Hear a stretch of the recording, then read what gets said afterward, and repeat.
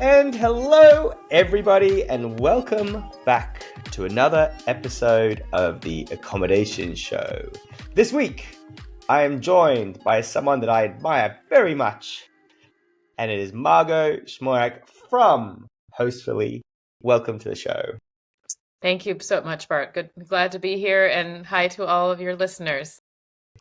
This is an episode that should have happened probably around about 2 or 3 years ago.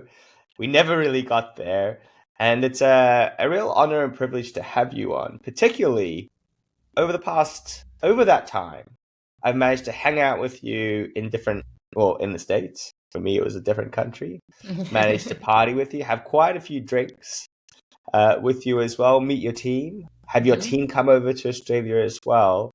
So now that we get on the podcast, I'm super excited. I'm super excited to get into your head a bit, get some of your experience, and share a lot of your knowledge with our audience. So first off, thanks for coming on.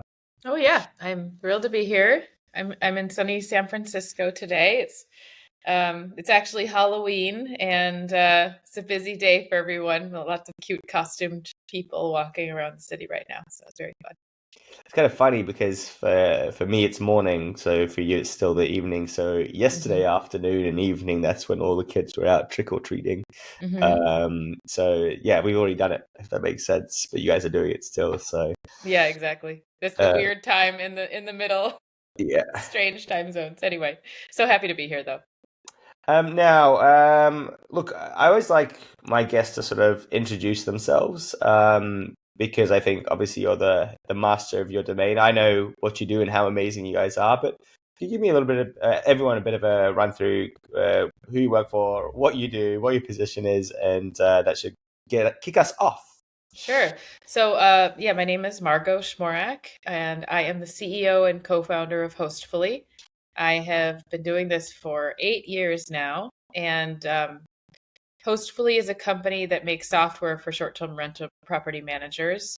We have two different products. We have a digital guidebooks product, which helps with the guest experience, facilitating that information flow that you need to have with your guests. And then we also have our property management platform, which is a software tool that property managers use to get more bookings, manage all their messages in a consolidated place, have a consolidated calendar, manage pricing and payments and lots of other stuff, which we'll talk about later.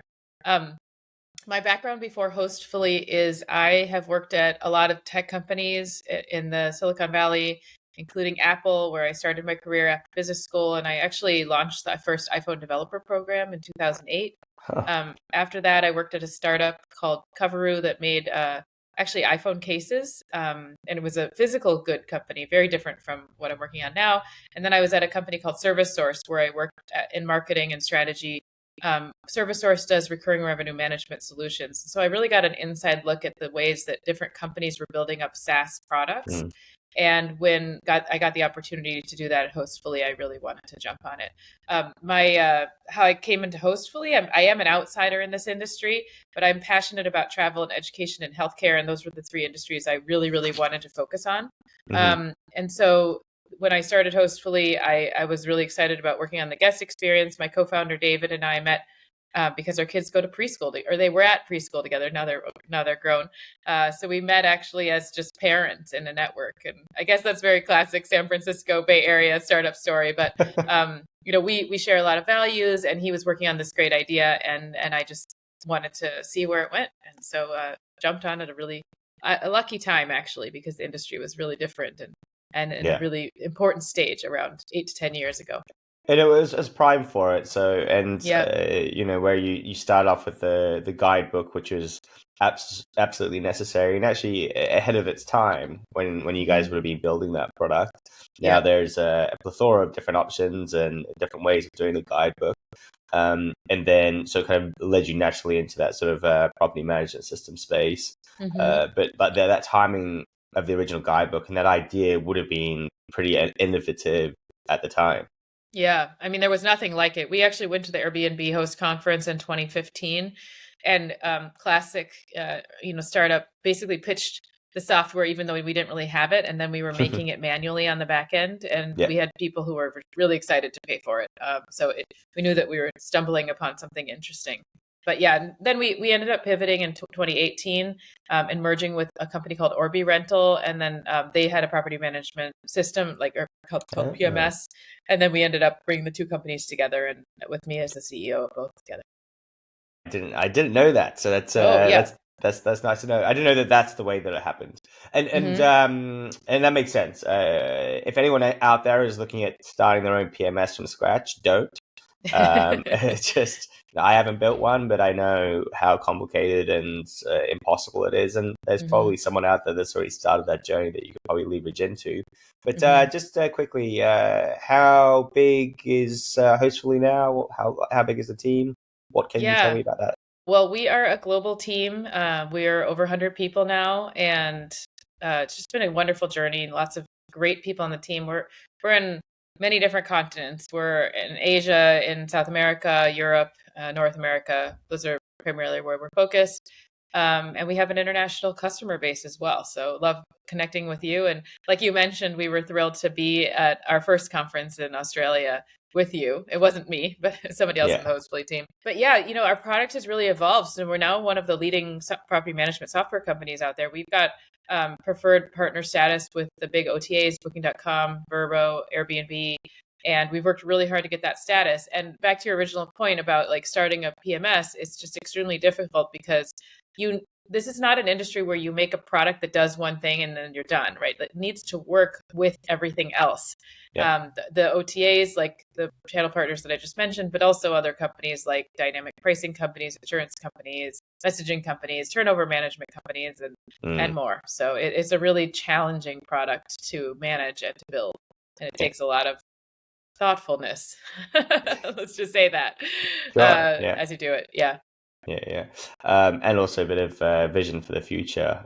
If Hmm. you think about, tools, AI tools that we have right now, it's understanding whether you leverage into them, whether you don't, and if you do leverage into them, what products you're going to pair them with, and how it's Hmm. going to look like from the user perspective. And then you invest all this money and time, and is it actually worth it, or do you buy something off the shelf? Hmm. Yeah, I get that part of it, but look. This for this season, I've been super keen to try to help out people that are kind of maybe starting out or help them with understanding the industry. Because I think that what's happened for us is we've got so used to talking at a kind of at a higher level of Yeah. this is what you need to do, and just all it's kind of like almost like a spec sheet, just comparing one company versus the other. And I think that there's a huge audience and there's a huge amount of people that are really interested in some of the fundamentals and the building blocks of getting started and getting going in short-term rentals or vacation rentals, depending on what you want to call it, Hmm. or Airbnbs, just to put that one out there. But anyway, Very, I'm gonna very get in trouble sensitive now. subject. Exactly. Yeah, right. But so yeah, that's why I'm so indifferent to it. Actually, to be Yeah. honest, it's somewhere for someone to stay. I'm not against hotels. I love hotels. I love it's Hmm. all same. It's somewhere to stay. Now, I thought it would be great to get your insights as to what you think people should do if they wanted to get started Hmm. in the industry. So typically, someone getting started would already have at least a bit of experience with a short-term rental or vacation rental on one of the OTAs. They've maybe got a few guests come through. Hmm. Now they're saying, all right, well, I want to set up a business around this. I want to start doing something. So I'd love to kind of start to pick your brain as to, at this stage in 2024, 2025, a lot of this content will be watched. Hmm. What would you suggest people do? Well, it is really about getting back to basics when you're starting a business. And I think the first thing you have to know is how you are different than what else is out there. And the best way to figure that out is actually experience it yourself. And so I love how you said, I love hotels. I mean, I love hotels too. Hmm. And I really learn from every accommodation experience I have about short-term rental property management, even if I'm staying in a hotel. And even if I stayed in a boat, right? Like you still Yeah. learn like, oh, what are the things that are really hard for guests or what are important? Um, so I would first like stay in your own rental. I know that sounds really crazy, but like make sure that you understand exactly which the experience is like and then lean into your strengths. Of course, you want to shore up the weaknesses too, but I'm a really big believer in leaning into the positive things, and I think it will help you kind of propel yourself forward faster.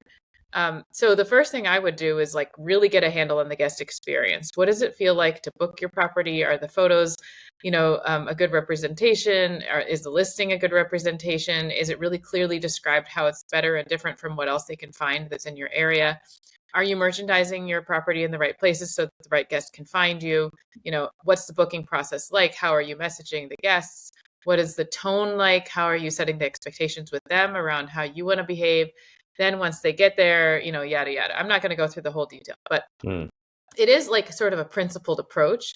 And I've learned so much at Hostfully around doing and how in the very beginning stages of any business, you learn so much more by doing than you do by talking about it. And Mm. so I see a lot of entrepreneurs we have this like at Hostfully, we are so lucky. We do get to see these property managers grow from like 3 to 80. And we've got Mm. many, many of those stories. And it's just Yeah. the coolest. And the thing that puts those people all in the same bucket, not just the fact that they work with Hostfully, which we love, but is that they have a really positive mindset and they're always kind of like zooming in and zooming out of like what's going on in their business. So zooming in, like really tweaking those emails and that brand experience to make sure it's consistent with what is being sold. Zooming out, like saying, oh, am I really pricing my unit that makes in a way that makes sense with the market? And am I adjusting my strategy based on seasonality, or whatever else is going based on the economy, even, right? Yeah. And so what we've seen is the companies that really thrive are the ones that are just constantly sort of like hacking. I don't know a better Yeah. way of saying that, but they're just Yeah. kind of like they have a list, it's prioritized. They're pretty focused on like improving one thing at a time, but they also have a real talent. And I would say that's one of the things that we've done at Hostfully for getting into the details and then taking a step back and saying, like, does this make sense? And then going back into the details again and going back out again. Look, that's fascinating, and I couldn't agree more with that path for people. And you're talking about being scrappy, about being hacky to sort of improve people's businesses, which I definitely want to come back to and get a bit of an understanding as to what that means as you are actually growing and as you're getting bigger. What I want to kind of think about though is, well, as you said, that you've watched companies go within at Hostfully go from 3 properties up to 50, 60, 70, 80. What kind of a time frame does it take people to grow to that bigger company size? Yeah. Typically, it takes somebody a couple years to sort of get that kind of growth in their business. And then what we've seen from the really good property managers is that they don't just want upward growth. So some of them will like take on properties and then they'll like fire some owners and then they'll grow it again. And they usually find kind of their sweet spot. It, for everybody, it's different, right? Depends on the market, depends on the property manager.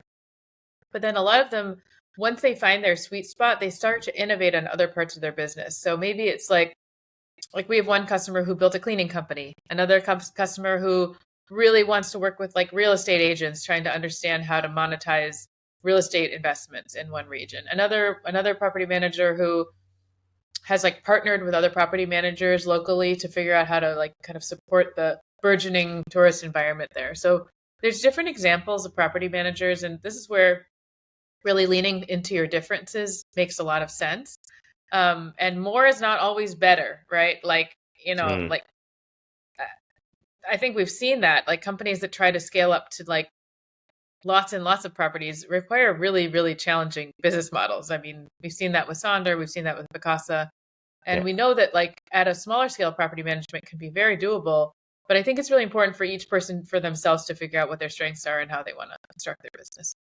Yeah, absolutely. And so, I mean, even if we go back to the start of it, it's kind of understanding what problems you're fixing by becoming a property manager, by staying within the properties and seeing how the complexity of how it all works. And I think that's kind of one side of it, right? So we're seeing that experience when we're a guest and what we want it to be like, and we can build a business around that. But then Hmm. there's that whole other hidden side that nobody really knows about until they get started, right? And then all of a sudden there's contracts between owners. There's owners calling up. There's owners' demands. There's cleaners, and we might never managed a cleaning company, or we've got to Hmm. hire some cleaners, and there are all these different elements that kind of start to pop up as we start to grow, as we start to scale our businesses. And Hmm. typically it's at different inflection points. So, you go to 5 properties, 10 properties, 20 properties, and then your business starts to change and actually starts to become a real business. The Oh, and difference between yeah, I was going to add on to that if I could, though, like in that discovery, we've seen property managers like find things that they never would have realized before. Like there's a huge population of traveling nurses that need the properties that I do. And so like I want to go directly to like the nursing association and advertise there. And so like yeah. they discover all these, that's just like a random idea, but right, like they discover kind of these little niches that they can focus on. It's that's why doing is so important. And I really encourage entrepreneurs to get into the weeds as much as possible, especially early on. Yeah, and I think that focus part is something that a lot of people have been mentioning to me all the time recently, is focusing and honing your skills and your niche and really Hmm. understanding it. And I think that where you do look at that scale, it's very hard to be focused on one particular type of business. And actually, funnily enough, some of those bigger players as well, they still just stick with one geographical territory, That's and they right. understand that territory very, very well, and they survive and they thrive through that. As soon as they start jumping to the next territory, then it gets a lot more complicated, because, in my opinion, a property management business, it really is a local business. What are your Hmm. thoughts? I totally agree. I mean, that's one thing that has actually protected this industry from a lot of weird growth. Like from if you talk to investors throughout the last decade, they've had all of these misconceptions about this business, this overall industry. And one of the misconception is that it will look like hotels at the end of the day. But the reality is that each property is different. Like we're not talking about a bunch of rooms that are identical in one building, one location. We're talking about different sized rooms, different shaped rooms in different homes, in different locations, different access points, different distances to the airport, different distances to tours and activities. It's like so much. It's like variety times 100. Not two. So this is why that customer experience and really understanding your specific rental like inventory kind of profile is so incredibly important. And then I think as a property manager grows, it's like figuring out how you can um, lean into the synergies you could find between your properties, right? Like, is Mhm. there a common guest where like if they go to your website and they want to book a property, can you suggest another property that's similar enough to them so you don't lose that guest that's on the hook, right? Maybe you would lose them if your business was smaller, but if your business is a little bit bigger and you have 5 properties in the area that are similar, then you could catch them, and then you just True. end up Yeah. making your marketing fund a lot more efficient. Yeah. Yeah, yeah, and especially if the product is very well understood in terms of what they're going to get when they get there, and they have a reason to book with you, and they, okay, cool, actually, there's not that one, but that's also a fantastic option.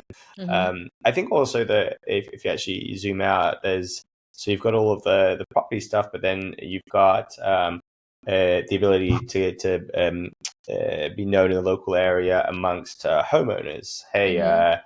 I'm managing this Hmm. one. Can I manage your one as well Hmm. next door? That sort of thing. Yeah. Then we go cleaners, maintenance, and then if we go even further, it's about understanding the local community's needs, Yes. right? A So, thousand and that's percent. that's one Yeah. thing that I think gets completely overlooked. That it's one of the most critical things, is that you need to be in the local community. You need to be talking to the neighbors, Hmm. because what you're asking from the neighbors is effectively, hey, we're going to have strangers coming into your street or into your unit, your apartment complex on a regular basis. So you need to open that door of communication. So if there are any issues, that people aren't resentful, they Hmm. see it as a benefit to the community, and that you get involved in that. and that you're not a faceless company, that Yes. actually it's Bart that's running this company, or Margot is doing a company, or whoever it is, that they can get in touch and they feel very, very welcome to. So there's so many things that are very important within this, because we're not only asking for buy-in from a homeowner and the guest, but we're also asking for the local community to be supportive of what we're doing.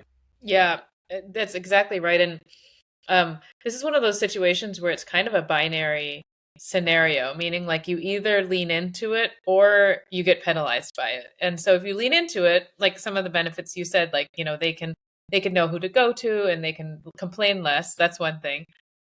But also, when it comes to regulatory pressure, like if you've already developed relationships with a bunch of local businesses and local community members, it's going to be so much easier when the time comes to go to city hall or wherever you need to go to and argue for fair regulatory policies for short-term rentals. Even things like there's a great example of I love this. There's a company called Park City Rentals. The property manager that I know, her name is Helena Sedaris. She has, and her company have really leaned into the local community to celebrate like I think it was like breast cancer awareness or some like kind of general charity, right? And so she went to the owners and said, "We want to participate in this breast cancer awareness month. Would you be willing to give a portion of your revenue to the charity?" And they all said, "Yes, great, tax write off. Also, we want to be part of that. Like it's goodwill for everybody." Then she Sure. connected with like the local community and she said, "We also want to participate in this like monthly event that's happening." And so they said, "Oh my gosh, we'd love to have another local business." So she turned the situation where, it could have been like a siloed thing where she's got properties and everybody's kind of doing their own thing, into this community building event where there's so many positive outcomes that came out of it. And it eventually ended up impacting regulatory stuff, because then when push came to shove, she had a lot of local advocates who knew her, who knew the company, who were, and the owners were also involved too. They were excited as well, who were willing to like come together and do good stuff for the industry. So it's Yeah. it's self-serving and it's also community serving at the end of the day. Yeah. Yeah, I couldn't agree more. And I think that it is being appreciative of the fact that you are in the local community. You can't just Hmm. take, you have to give back, and you have to um, involve people and let them understand what it is that you're doing and how you can be of benefit to them Hmm. by doing the things that you're actually doing, and becoming a community member. And that's where I think that if we go back to that question of starting a property management business, like what do you need to do? Well, you need to look at those different elements. And work with your local community. And local is a really great idea before you kind of start to branch out to go national, international, or, quite often it's very tempting as well to try to look at, someone will have a property that you can manage on the other side of the country or a state or two away, but it Hmm. becomes very complicated because you need to be doing those things if you are looking at building a solid business. But I'm going to keep the conversation moving forward a little bit and start talking about some of those practicalities of starting a business. So Hmm. we've got three properties. Maybe we're just listed on the main one of the OTAs. Hmm. Um, and now we're like, okay, well, we need to start to get some systems and processes in place Hmm. to take it to that next step. And as you and I well know, there are many, many different tech solutions which are out there that do many different functions. Hmm. But you don't need all of them to start off with to get from Hmm. three. And even if you did try, you would be trying to pull off the absolute impossible and over planning and not doing, as you had said before. Yeah, So what's exactly. the, like, obviously the next most logical step is a property management system to Hmm. start to tie things together. But can you, without sort of over pitching what Hostfully does with a Sure. lot of love, but can you kind of go me through a bit of that process as to the like real basics of what are the fundamental building blocks of a property management system, Hmm. and its uses for this person trying to grow their business? Yeah, I love this line of thinking. And actually, one of the talks that I've given before is like, what questions should you be asking software vendors when you're shopping from them? So I'll sprinkle in a few of those ideas as well, because I think this is it's kind of like just general business acumen stuff. You know, we do this at Hostfully when we buy software too. So I'll make sure to include that too. So in a property management software, the first thing is you want distribution capabilities, like you alluded to. So you need to be able to have a property and be able to have it listed on the major OTAs and also others too.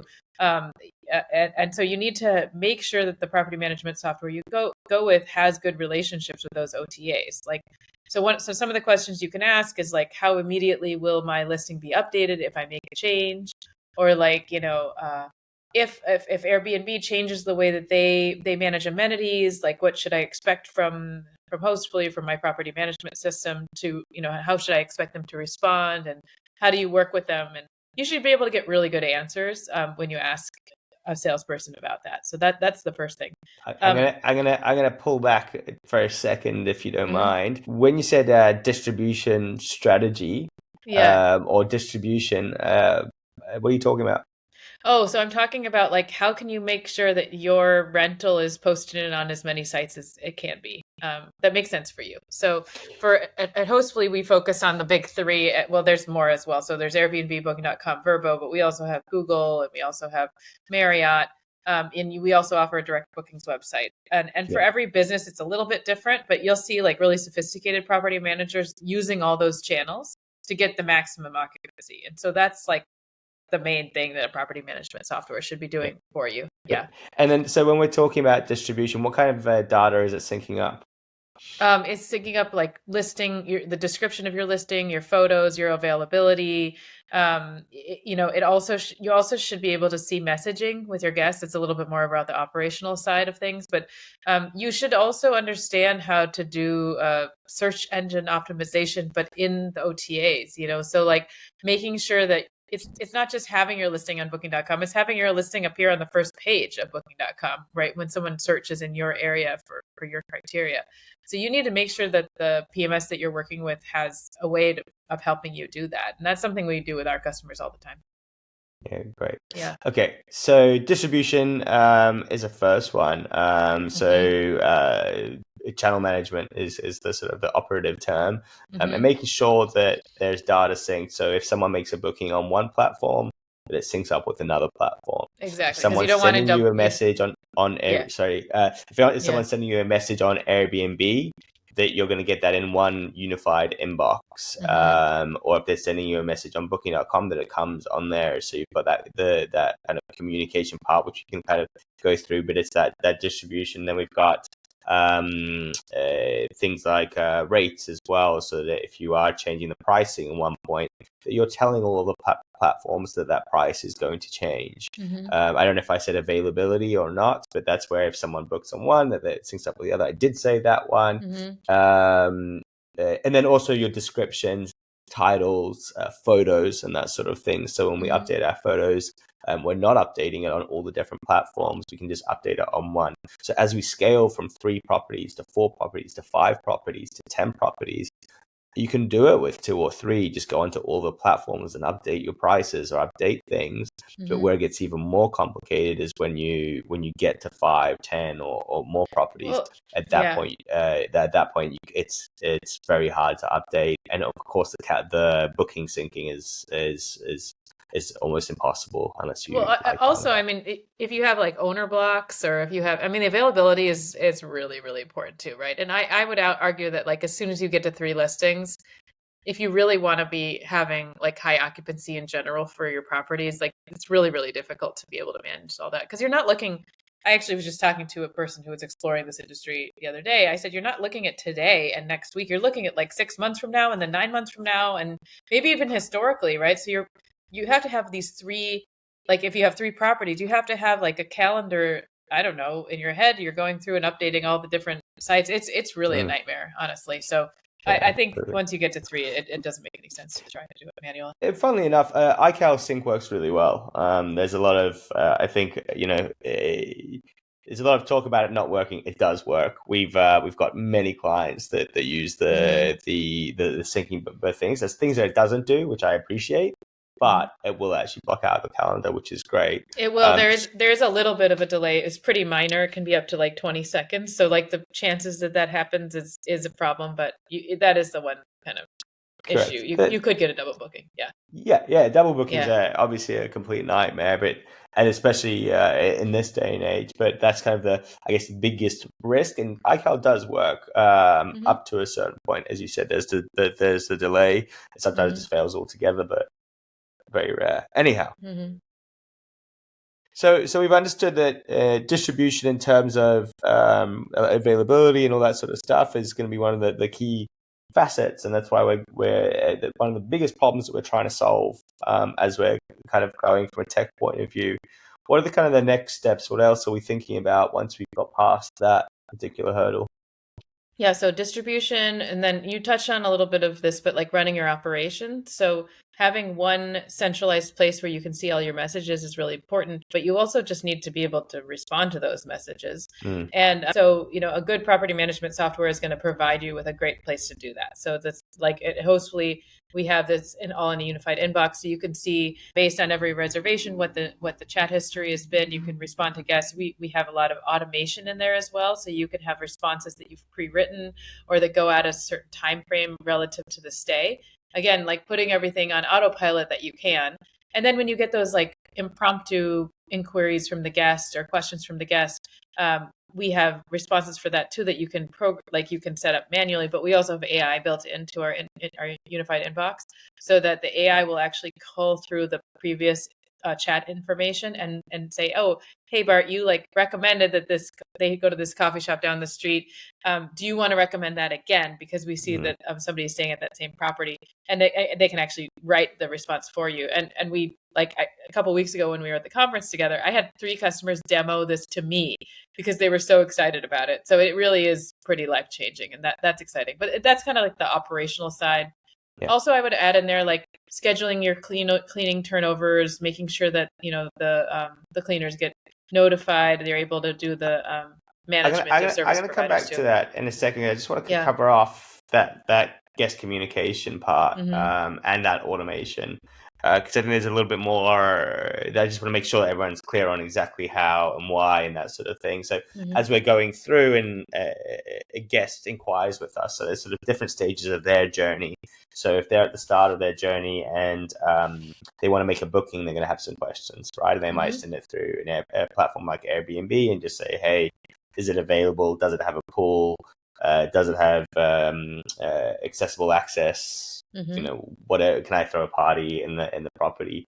Whatever the questions is, you need to be able No. to answer those.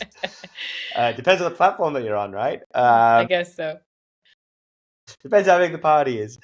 Then you've got so that's pre-booking. Then we've got Mm-hmm. all the automation, the communication that you need before they actually arrive. And I've had I some mean, very yeah, sorry. collecting payments too. Don't forget about that. You know what I mean? So with Airbnb, that's not an issue. But if you're on Verbo or Booking.com, you need to make sure you get paid before that guest stays with you too. So you need to automate all those Correct. communications. Yeah. Yes. And you need to be talking to them as well, right? Saying, "Hey, pay here," and then once they do pay, then they're going to fall off of that chain Mm-hmm. of communication, be it email or text message, Mm-hmm. or if there's a deposit or ID and that sort of stuff. So Mm-hmm. you've got the payment before, then you've got all the payment sort of after once they have made the booking.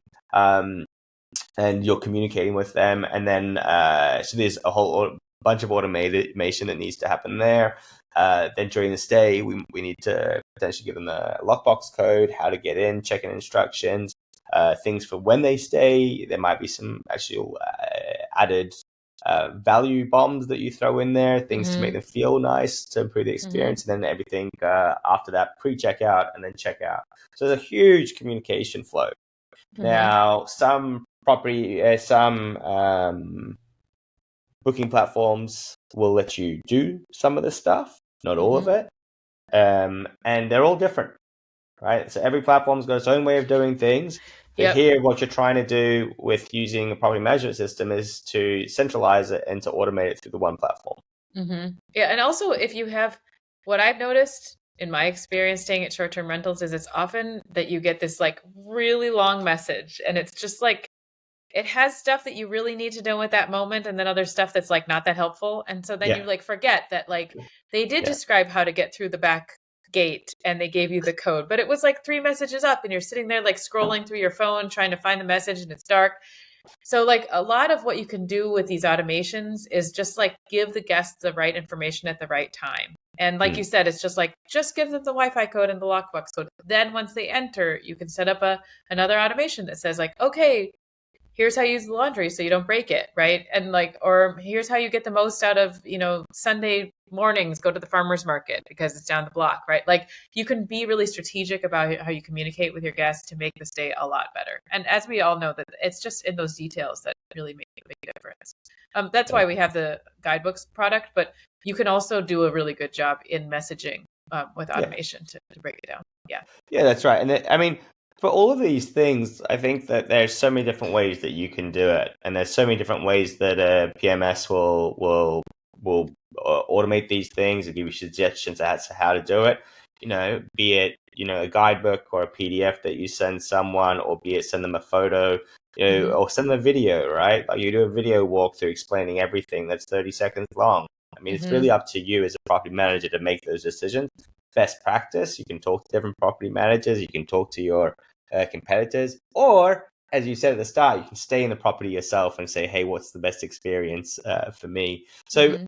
just because we're going to run out of time, Margot, I'm going to keep pushing forward. So please Mm-hmm. excuse my candor and just to get Mm-hmm. through it. So we've got the guest comms. We've got Mm-hmm. our syncing up all the data, so that the Mm-hmm. availability, and then I think that you were then going to go into operations of kind of people and staff and cleaning and turnover and stuff like Yeah, that. although actually where I think is the main thing because we're a little short. So I would say three things. There's distribution, there's operations and communication, which is kind of they're very closely linked together. But Yeah. actually for from my perspective, what I think is important for your listeners to know about is like the integration capabilities of different property management softwares. And what I mean by that is like how well can you use your PMS to take advantage of all these things in your business that you do need to think about, maybe not today, but you will. And so this includes turnover management, of which I would say, like, there's companies out there like Breezeway and Turno that do an amazing job just at turnover management, right? And like, how can you make sure that your property management software is going to be working really well with those companies so that you can get the most out of them? There's dynamic pricing, which should be actually the number one thing that you look at whenever you're starting to manage a business, because you need to make sure your pricing is right. You could be leaving like 20 to 30% on the table just by not using one of Mm. those tools. It doesn't make any sense. And then the third category I would say is around insurance. Insurance is a huge opportunity for you to make more money and for you to protect your business. And so those three categories, those are just the tip of the iceberg, but those are the three categories within this broader ecosystem of software options that are out there for you as a property manager. And at Hostfully, we really take pride in having good relationships. Just like back to your community analogy, like Hostfully really leans into being a good community member within this ecosystem, and we've seen our customers thrive because of that. So, like, every interaction a partner has with us, every interaction a customer has with us, we really want it to be as good as it can be. So we believe that integrations are the way to go. Yeah, look, and there's just so many different tools that are coming out on the market. There's a lot of new AI chatbot tools as well, Yes. Host Buddy, Host AI, and a whole bunch of other ones, which we won't cover off today. But Hmm.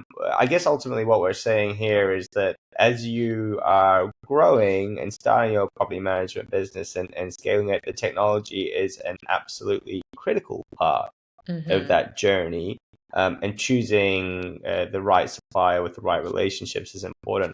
One of the things that I found as I've been journeying, so I don't have any favorite property management system. I think there's ones that suit everybody.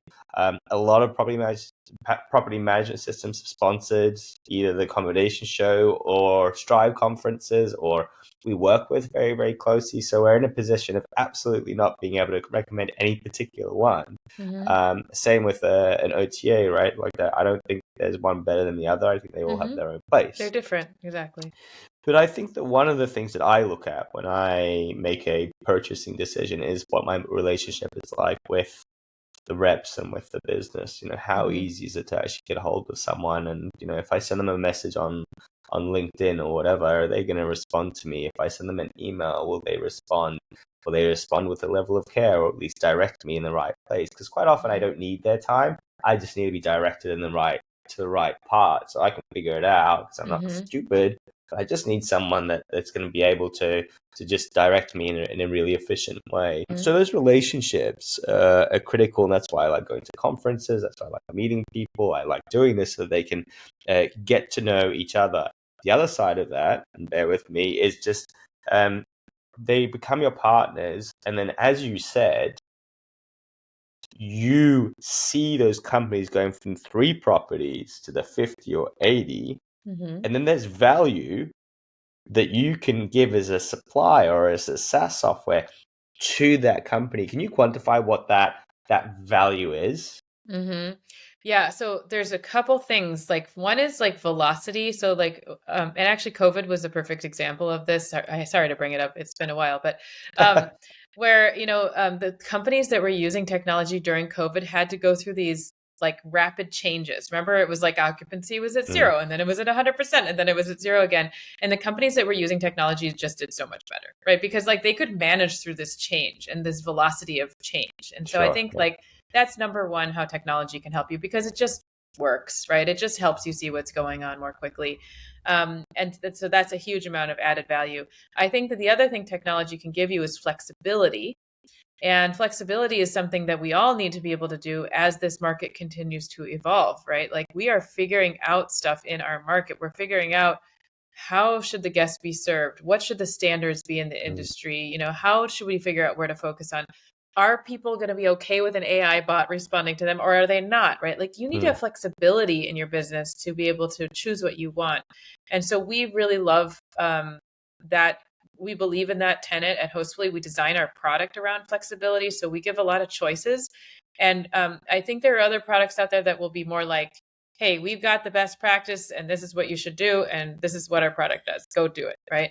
And at Hostfully, we have some of those best practices that you can get to in the product, but we give you a lot of choices. And we say, do you want to use this dynamic pricing company or that dynamic pricing company, or none at all? Do you want to focus most of your business on direct bookings or on the OTAs? We will help you with either one. So I think that technology can be the flexibility driver as well, which is it's just about weathering the storm. And it's been a little stormy this year for property managers. So flexibility is really important this year more than ever. Yeah. I am. I have no doubt at all that that storm will continue in many different ways, and Mm-hmm. I think that that's, I guess, one of the exciting parts, because you just need a lot of resilience to figure it out and to advocate for yourself as an industry and to sort of push through those different adversities and challenges, and it's been done before. So, from an entrepreneurial angle, I don't think there's many industries that I know that are as exciting, but as well as full of opportunities as this one is, Mm-hmm. especially as it grows. And the great thing with if you get the skill set with the vacation rental, it it kind of cross applies across the same accommodation industry, and you can do so much with those Mm-hmm. learnings. But look, we are running out of time, Margot. Are there any final thoughts that you wanted to share with our audience, or any tips? So I love this kind of line of thinking. It's like if you're talking to any software vendor, spend time talking with people there, spend time understanding what your experience will be like working with that company. What's it going to be like working with their onboarding team? What's it going to be like working there with their support team? That these are things that we really lean into at Hostfully, and we have a very good track record. And I think it's a pretty noisy space. So if you go out looking for a PMS, you're going to get lots of offers, and there are several great companies out there that are offering great software. I think one thing that I would encourage your listeners to do is like talk to the customers who are using those products, and also see if you can get a little bit behind the door and figure out what the experience is really going to be like working with them, because this is a partnership. And if you can find one where you don't need to jump around and work with others, on the way of your growth story, it's going to be a lot easier for you.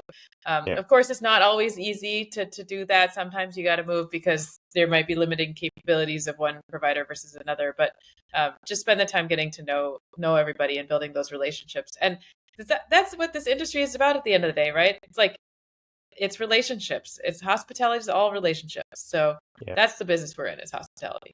Yeah, look, one of my favorite emails to get is, people adding more properties, or they, buying a property and listing it, and like you share that excitement because you know that they're progressing, doing well, and that you're supporting them on their journey. With our marketing, our branding, all that sort of stuff. But look, Margot, I'm going to wrap us up. Folks, if you are tuned in on Spotify, iTunes, you know what to do. There's the hit that rating button or whatever it's called. Give us a rating. 5 is great. That's what we're looking for. And the reason why I'm asking for it is because it helps us to continue doing the work that we're doing and getting incredible guests onto the show, spending our time and effort to make sure that we can get some really high quality content for you. So the more people that get to see the show, hear about the show, the better off we are. The other part of it is the buttons. So if you're on YouTube, there's a subscribe button. I think roughly around about 80% of you are not subscribed, so make sure you smash that. And then the other one is the like button. The like button also helps this thing get more traction. The more people that see it, the more people that like it, the more famous Margot becomes, which is the most important thing. And I would really appreciate it. Look, Margot, I appreciate your time. I appreciate what you're doing, your knowledge and your influence in the industry. If you ever see Margot at a conference or an event, go up, say hello, give her a high five, and the whole team. I would love you to do that. If you want to see them, then it's hostfully.com, and we'll put some links in the show notes as well, so you can get in touch with them. Thank you so much. I really appreciate you taking the time, and I'll catch you very soon. Thank you. And if anybody wants to email me, my email is always open. It's just margot@hostfully.com. So happy to be in touch with you if you want to reach out. Straight in there with the CEO. Thank you so Thank you. much, Margot. Take it easy. Thank you.